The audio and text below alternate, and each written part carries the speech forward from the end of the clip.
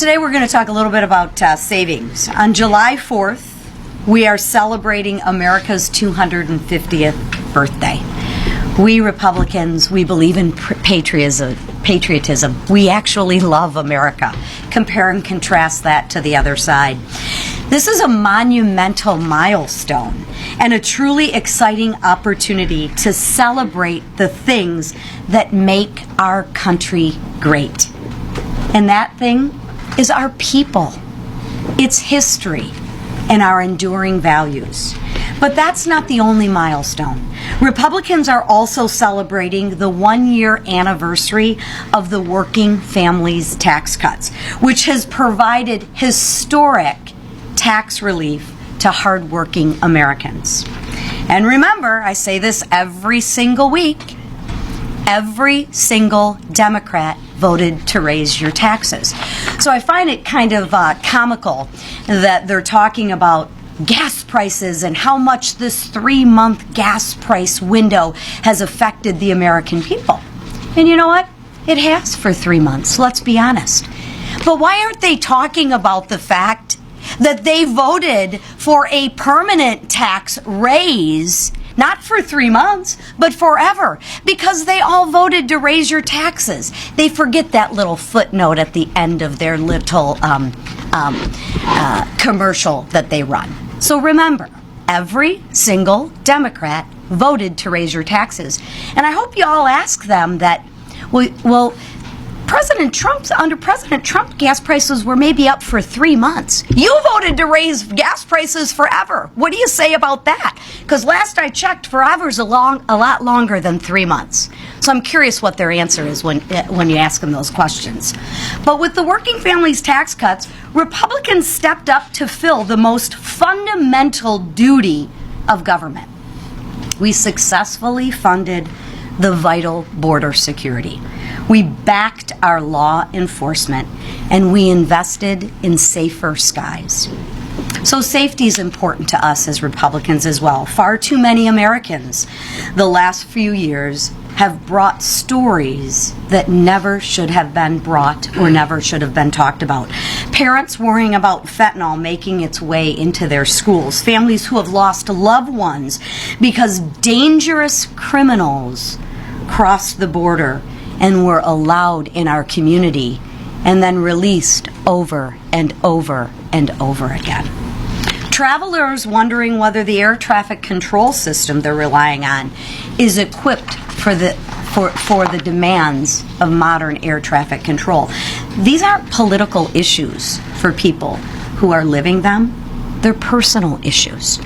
Just last week, I sat down with law enforcement, local leaders, and angel families in my district. Parents, siblings, and loved ones whose lives have been forever changed by the fentanyl crisis. We listened as families shared stories no parents should ever have to tell, and siblings should never have to live through. Empty seats at the dinner table, phone calls that changed their lives forever, milestones that will never be able to be celebrated. One of those stories came from one of my constituents, Jack Swan, who lost his only brother, Drew, to an opioid overdose. Drew wasn't a statistic. He was a son, he was a brother, and he was a young man with a future. He dreamed of becoming a successful businessman or serving others as a youth minister. His family should be watching those dreams unfold today, but instead they're left carrying a loss that can never be healed. For 250 years, Americans have expected their leaders to uphold a simple promise, a promise to protect the country, enforce the laws, and create conditions for people to thrive. That's exactly what we included why we included major safety investments in the Working Families Tax Cuts bill. We're securing the border by finishing the wall, and we're providing the manpower for our frontline officers that they've been asking for. We're also strengthening efforts to combat drug trafficking to support law enforcement, and we're modernizing our air traffic control systems to ensure Americans can travel safely and confidently. The contrast here couldn't be more straightforward. Every single Democrat voted against those safety measures. Every single Democrat voted to make your communities less safe. Every single Democrat took the side of the criminal, not the victim. That's the contrast, and it couldn't be more clear. And I'm going to remind everybody again, every single Democrat thinks the government is a better steward of your hard-working tax dollars than you are, because every single Democrat voted to raise your taxes. So while they want to talk about a 3-month blip in gas prices, ask them what they think about a forever tax raise, and ask them why they voted to lower your taxes. Ask them why. Why did you vote to raise every single American's taxes? Why? I'm just curious as to what their answer is. Republicans believe government has a basic responsibility to protect its citizens, and that's exactly what we're doing. We're making our communities safe, our borders more secure, and our country stronger. And now I'll turn it over to talk about one of those issues to our Chairman of Financial Services, Mr. Frenchill. I'll get the box for you. You won't need that. Well, good morning, everybody. I want to say that it's been a long-standing road for House Republicans working with Senate Republicans to do something that Tim Scott, the Chairman of the Senate Banking Committee, and I promised our colleagues over 2 years ago, that we would follow through with some of the promises made actually by President Reagan, that we would cut red tape, cut bureaucracy, hold HUD accountable, and provide sticks and carrots to local communities to lower the cost of housing in this country. Housing prices since the pandemic have skyrocketed, and along with that, we've had high interest rates as the Fed has responded to Joe Biden's 40-year high in inflation. High interest rates, high costs have really burdened a lot of our families to where the average young person trying to buy a home today is 40. I bought my first house at 30. So I recognize that, and I empathize with it, because the single family mortgage rate when I bought my first house was 15% fixed for 30 years. 15% fixed for 30 years. So saving that money, having that down payment, having something competitive, we all empathize that here. We all know about the burden of saving and having that first home. This bill lowers the cost per square foot, gives incentives to blue states and red states to cut their burdensome zoning and development regimes that cause it to not be built in a lot of communities and not be built affordably. And it increases accessibility. Republicans in the House, we want to hold HUD accountable, one of the least accountable agencies in the federal government. Just in Little Rock, I have investigations going on in Jacksonville, Maumelle, North Little Rock, and Little Rock public housing agencies for mismanagement. So who's responsible for that? HUD is ultimately responsible for oversight of our public housing so that our tenants have a safe, clean, affordable place to stay and try to grow their families. Last night, Emmanuel Cleaver on the House floor, a Democrat from Kansas City, summarized it pretty well from his perspective, a guy who grew up in public housing in East Texas. He said, we always had a home in our family, but we didn't always have a house to put it in. It's a really touching moment on the House floor. This isn't about suddenly that a bill is too Democratic or too Republican. This bill is for the American people. And it's center-right Republican policy, much of it derived from Ronald Reagan's own commitment to reform HUD. In this bill, we're legislating for the first time since 1982 new building codes for the Department of Housing and Urban Development on manufactured housing, on modular housing. This lowers the cost whether you're in a rural area or an urban area. So this is a good supply-side bill. And when you combine it with what we did for community banking, for Main Street community banks across the country, it's a real win. Who provides the capital to build houses in this country? 6 out of 10 home loans in this nation are loaned to a builder or to a couple building a house from a bank under $10 billion. Our community banks make 60% of the home construction loans in this country, and we've married those ideas of capital supply side, cutting red tape, holding HUD accountable, and making what HUD programs we have more forthright, more effective. We took out environmental reviews so that some housing department in Little Rock, Arkansas can use home funds to build a house. They have to go through an environmental review? Really? Come on. It's nuts. And that's where we found consensus between Republicans and Democrats on both sides of the aisle to pass this bill with large majorities. And I want to thank John Thune, Mike Johnson, Steve Scalise, leadership working with the two committee chairs in both chambers to let the process play out. Let's show the American people what legislating looks like. Let's show the American people how you bring together and do something on a bicameral basis.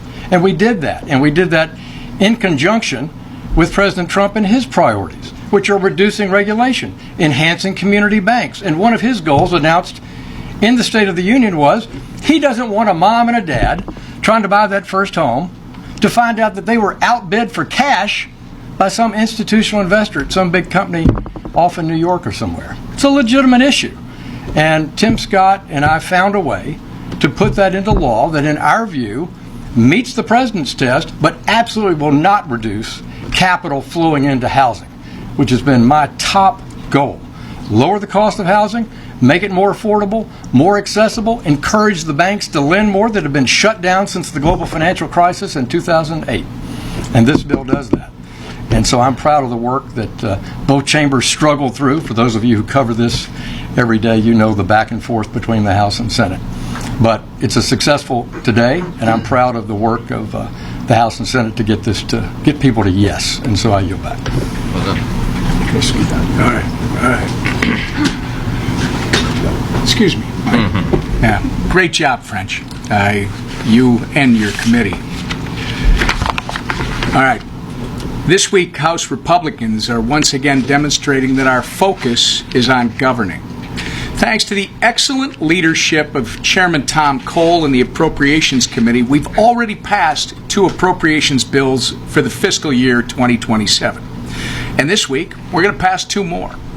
Since 1990, Congress has only passed all appropriations bills on time twice. In 1995 and in 1997, when Republicans controlled both the House and the Senate.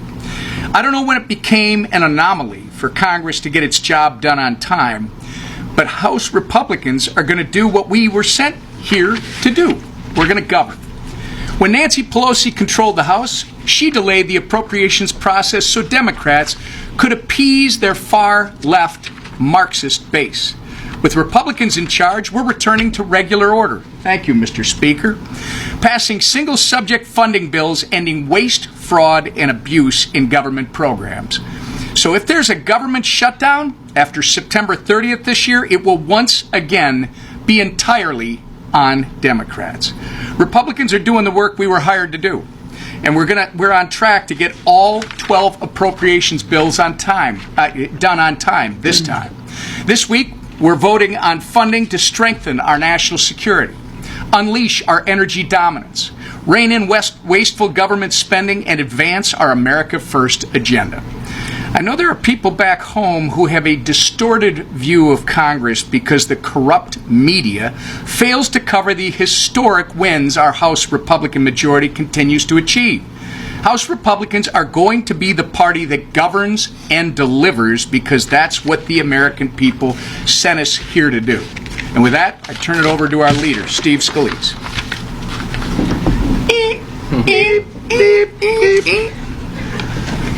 Thank you, Whip. I first want to express my condolences to Hakeem Jeffries for the devastating defeat that the voters of New York imposed upon him last night in his own backyard in Democrat primaries.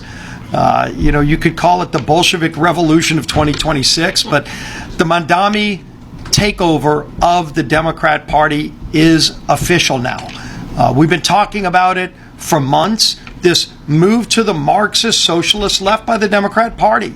They've become an unrecognizable party. You cannot recognize who the Democrats are anymore. This is surely not your father or grandfather's Democrat Party. They've fully embraced socialism.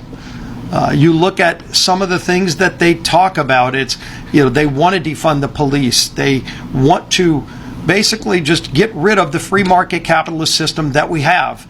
And they are backing it up with their votes here in Congress. Lisa talked about it. Our conference chair talked about it in relation to the working families tax cut. Today we look at global oil prices and they just dropped below $75 a barrel this morning. That's because of President Trump's leadership. And it's also because Republicans worked with President Trump to lower gas prices, to put smart energy policy in place so that we can produce our own energy. Now that the president has an agreement, an MOU with Iran, you've seen those prices drop dramatically in the last few days. That would not have happened if we didn't pass laws that opened up American energy exploration everywhere from Anwar in Alaska down to the Gulf of America.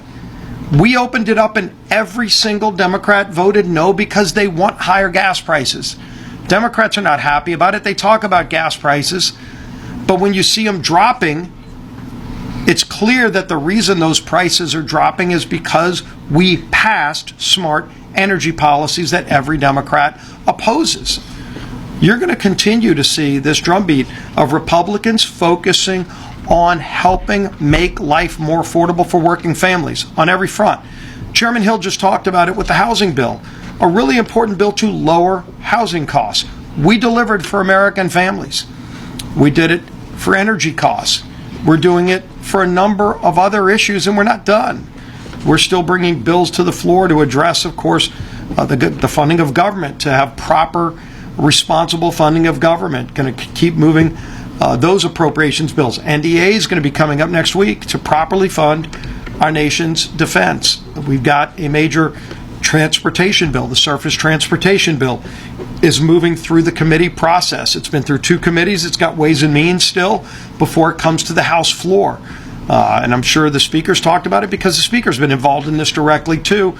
We've been working hard on a Reconciliation 3.0 bill. We've done 1.0, 2.0, two reconciliation bills passed with only Republican votes because Democrats just don't care anymore. They don't care about national security. They've all voted against funding our Department of Homeland Security.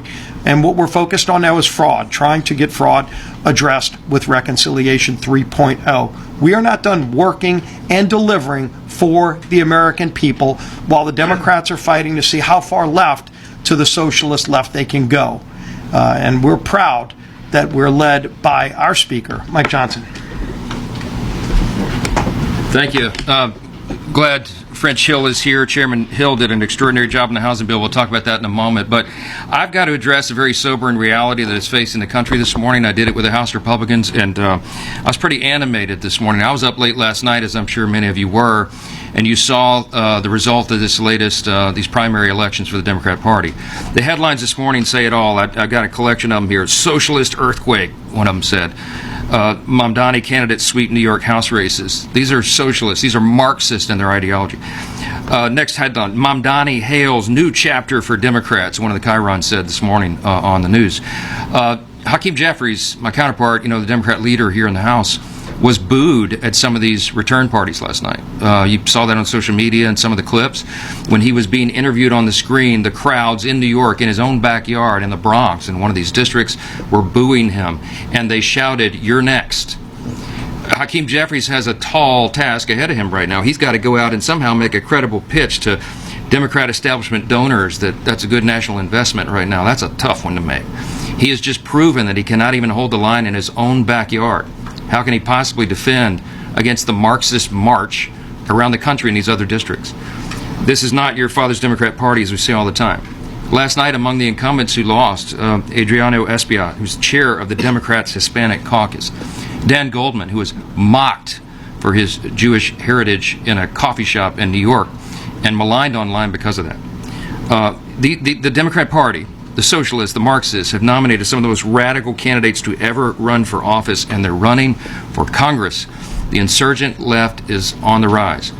I was reminded all last night and this morning about the warning, the admonition from the Gipper, President Ronald Reagan. And he reminded us constantly, freedom is never more than one generation away from extinction. And he said, it's got to be fought for, it's got to be protected, it's got to be passed along the next generation so that they too will know the same liberty, opportunity, and security that we've known and frankly too often take it for granted. He said freedom is not passed along in the bloodstream. It's got to be fought for. And these are the times that Reagan was warning about. He was warning about communism overseas. Now it is on our own shores. And it is a very serious time, and every American needs to wake up and understand the threat. I want to share with you some of the lowlights, some of these candidates who are emerging through these through the processes. Last night made crystal clear, as Leader Scalise said, that Zoran Mondami and AOC and Bernie Sanders have just taken full control of the Democrat Party, of what was left of it. Across the country, Democrats have candidates winning primaries and rising through the ranks. Here's a few of them. Vang in California, one of the Democrats, she won't say the Pledge of Allegiance. Hamaway in New Jersey, Democrat candidate, socialist candidate, has ties to Al-Qaeda and other terrorists. Chevalier won last night in New York over Hakim's counter endorsement. She says she wants to abolish the border. She doesn't want a border for the country. Mendoza in Arizona wants to decriminalize trans prostitution. Apparently that's a thing. James in Iowa wants to apologize for being white. Garriott in Iowa performed a Satanist wedding. And Bennett in New Jersey stopped going to church because Trump voters were there. This is just a sampling. And these kind of people have been popping up. You've been hearing me say for weeks, there are many Mamdanis popping up all around the country. It is a dangerous thing. This is not a joke. We're in a fight right now to save the republic. And every American needs to take this seriously. You need to wake up. This upcoming midterm election is not the midterm elections of years ago. This is going to decide the direction of the country. Are we going to maintain our status as a constitutional republic on our 250th anniversary? Or are we going to make a new choice and go down some road towards a communist utopia? That's the choice right now. We've been saying for months it's a contrast election. We've been saying it's a contrast between common sense and crazy. That's exactly what's going on. They give us new illustrations every day. And these radical candidates are self-describing, they're self-identifying as Marxist. They want to fundamentally transform this country. And sadly, many of these Democrat candidates and their voters just don't have the same zeal and affection for America. They don't appreciate the freedom that we have in this country. They're not even going to celebrate on July 4th. There's a new Gallup NBC poll that came out. Did you see that? Only 29% of Democrat voters that they polled said they're proud to be an American. What happened to the Democrat Party? They compared the poll from just 20 years ago, where it was 90%. Because that's where Republicans are, above 90%. 29%. Over half of Democrats now say they would rather live in another country. What a split screen we're seeing. Right now, we're triumphantly hosting the World Cup games all around the country. And we're seeing people from different countries come and get a little taste of America, a little taste of freedom, of our culture and our society, and they appreciate it so much more than these socialists running for Congress. Fans across the country are truly enjoying our world-class facilities and the incredible atmosphere on the field and off the field. Thanks to social media, we're seeing a lot of these. This has been encouraging to see. The visitors appreciate what we have. Dutch travelers are in all Buc-ee's. German players took a midnight trip to the Waffle House. It's the greatest thing you've ever seen. English fans are roaming the Everglades. Japanese tourists marveling over free chips and salsa at a Mexican restaurant in Texas. Don't forget your blessings. People from Europe and Latin America, many countries around the world, many of whom, here's the key, they grew up under repressive state-controlled economies. They've never known freedom. They've never known these kinds of things. And they're seeing them for themselves, the genius of America's system. A system that rewards risk-takers and entrepreneurs and job creators and innovators and people who create jobs for others and expand the economy and opportunity and broaden the pathway out of poverty for more people. That's what the Republicans stand for. That's what French Hill fought for in the housing bill. To give more people a chance, to restore the American dream. That's what we promised to the voters, and that's what we are delivering. The irony is, and it is a sad irony, and I'm so disturbed this morning. Y'all know me, I'm a happy warrior. I like to be optimistic and happy. This is a very disturbing trend. Visitors around the world marvel at what our free system of free enterprise has built, while rising socialist, Marxist, Democrat candidates are trying to tear the system down. That's what they told you in their campaign speeches. That's what they want to do. They want to tear it down.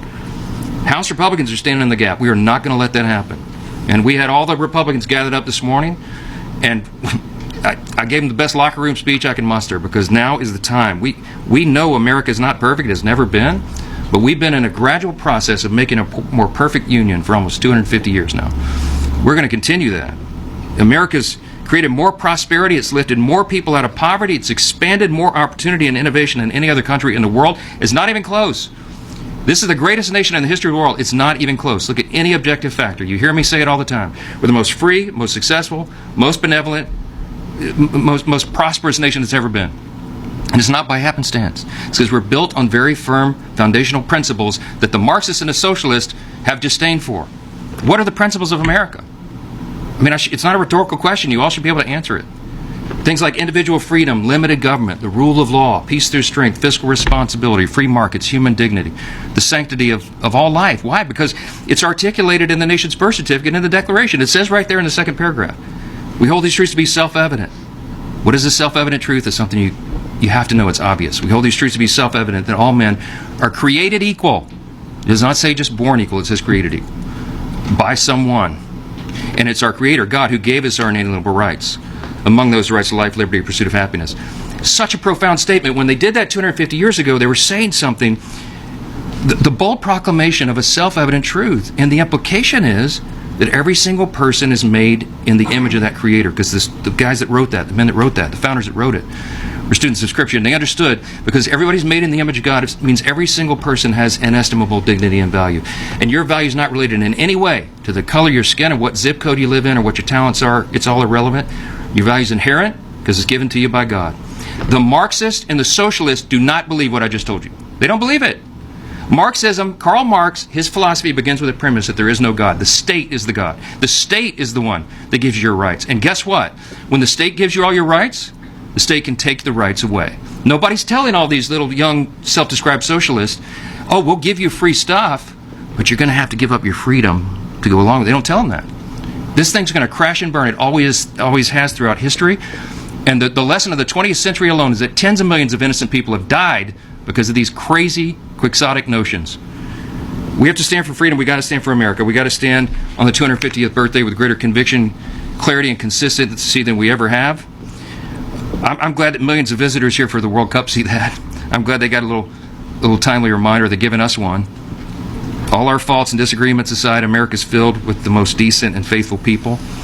This grand experiment in self-governance has worked because we've adhered to the foundations, and we have to defend them. And that's what the Republicans are doing right now. We're defending the foundations of the greatest country in the history of the world, not against your father's Democrat Party, but now against the Marxists.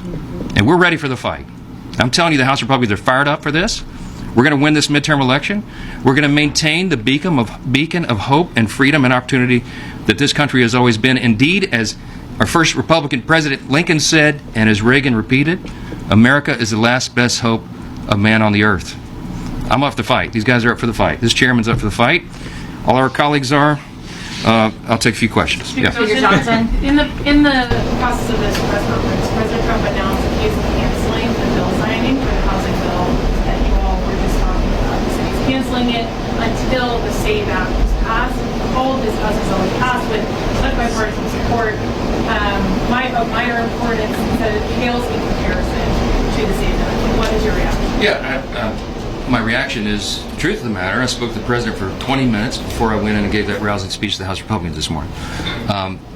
He and I've talked about this a lot. He has expressed the priority and the preference of the Save America Act. We share that. We passed it 3 times in the House. The latest version was passed a few months ago, and it has proof of citizenship to register to vote and the proof of showing a photo ID when you show up to vote. Basic issues that 90% of Americans agree. 70% of Democrats think you ought to have a photo ID to vote, and citizenship to vote in an American election is already in the law. But we have to enforce it because you got a few blue states that don't do that. The president believes in election integrity. He talks about it all the time, and we do as well. In act and deed, we have stood for that. We passed the Save America Act again. Here's this. Let me finish this. This is very important. That is the top priority, because if you do not have safe elections in this grand experiment in self-governance that we have in a constitutional republic, you don't have anything. And we've got to ensure it. We have to press for election integrity measures. That's why we've made it a top priority. It has been stuck in the Senate, and here's why. Because no Democrat in the House or Senate will vote for the Save America Act. Those 2 things I just told you, they vote against that. every single time, and they will. Why? You ask that. That's a rhetorical question. You should go ask them the actual question. Why? Are you against proof of citizenship and a photo ID? Why is that? They can't give you a cogent answer. The reason is they do want to allow for cheating and fraud in the elections because it is the only way that the Marxists can win. They cannot win on their ideas. That's why this is so important. The president is to us. So how does that tie into housing? He's laser focused on Save America Act, as most common sense Americans are. The only path, I think, to get that done, because you're never going to get 7 Democrats to join 53 Republicans in the Senate to do that. They will not do it. Chuck Schumer will never vote for that or release any Democrat to do it. You have to put it on a reconciliation bill. We believe that if you create a grant program that ties it to reconciling the budget, and you allow blue states, if they come to their senses and they want to avail themselves of election integrity proposals and ideas and policies, they can draw down from a federal fund and use those funds. We're willing to invest heavily in that. And House Republicans will put together a reconciliation bill, Reconciliation 3.0, that will have that.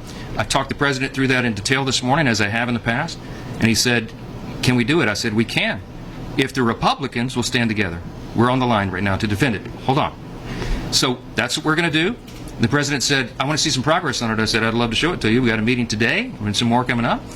And so he decided, and I didn't announce it, I wanted him to announce it, but we're delaying this. As you know, he has a window of time before he has to sign a bill, and he's going to use a little bit more of that window of time, and we're going to go through this together. Now, the housing bill is a great product because this guy right here fought like a warrior poet to defend our principles. It did have a lot of Elizabeth Warren's preferences and policy provisions in the original Senate bill, but that's why we spent months and months and months doing the tug-of-war, and we wound up having 85%, that's my estimate, maybe more, of the housing, of the final product is housing conservative priorities and policies. And the other things that are in there are not consequential. Not as consequential as all the great things that Chairman Hill outlined. I mean, we're addressing it's transformational legislation because we're addressing the affordability problem in housing that, as he said, has persisted since COVID. When interest rates are high and costs are high, it makes the barrier to entry so high that young families can't get into houses anymore. That's not a Republican or Democrat problem, it's an American problem. So Americans are fixing it. And so we're going to reduce regulation so builders can build. We're going to limit institutional investing in the housing market. We're going to bring the American dream back within the grasp of hard-working American families. Critical to do. Great policy. The president, when we go through the details of the bill, he's going to understand that it's a good product. And certainly something that fulfills his promises to bring down the cost. Interest rates is another big priority of his and all of ours. And I think the new Fed chair will do that. We get the economy humming again. We keep the Strait of Hormuz open. We keep gas prices down to earth. This economy is going to take off like a rocket, y'all. Because in 2025, as Scott Bessent said, the Treasury Secretary said months ago, 2025 was like setting the table. The feast and the banquet in the economy is in 2026. We were doing that in the first quarter. We had the Iran skirmish. We settled that thing out. We're cooking with gas. We love to do it, yeah. So is it your understanding that President Trump is going to sign the housing bill at a later date? And how much later can it go? Because as you said, affordability is huge for Americans. This is a key bill to do it with. Yeah. If it doesn't get signed by the time... days. You know, the window of time for... Yeah, it just passed last night, right. So 10 days is my estimation. He'll do it within that 10-day window. So, yeah. Speaking of erupts, the Supreme Court is going to rule on applications this week on President Trump's challenge for references. When it comes to Republicans, as you just did, and the White House are celebrating the U.S. national team, whose top scorer is on references. How should Americans square what looks like a celebration of immigration with efforts to criminalize references? Yeah, so like all good things, they can be abused, and birthright citizenship goes back to the root of the country, the history of the tradition.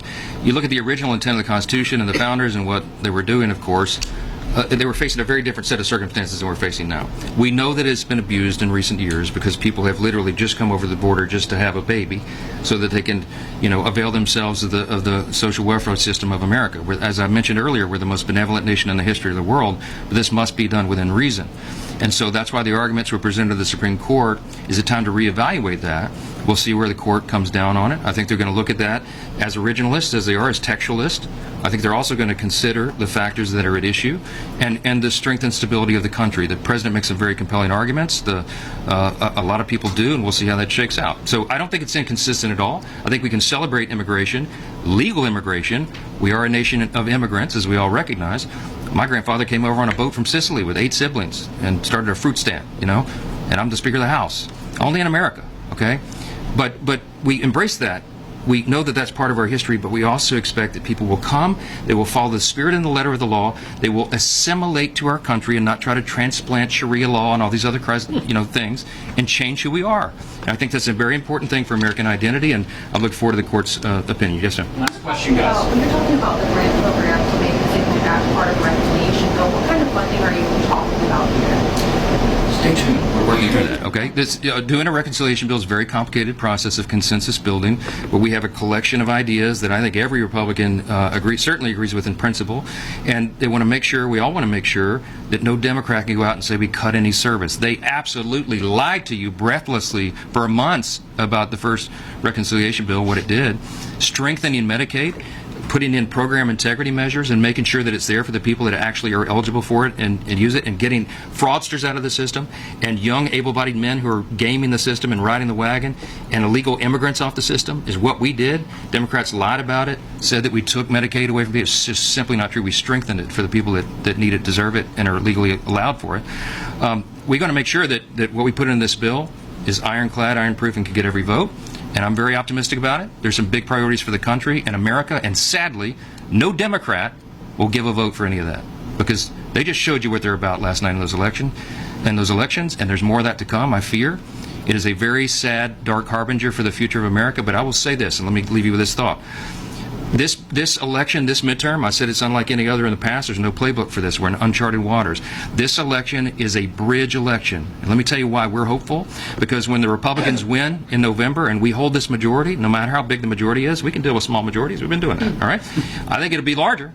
But when we hold the majority, no matter what the number is, then we get to 2028. Let me tell you what's coming next, the presidential cycle.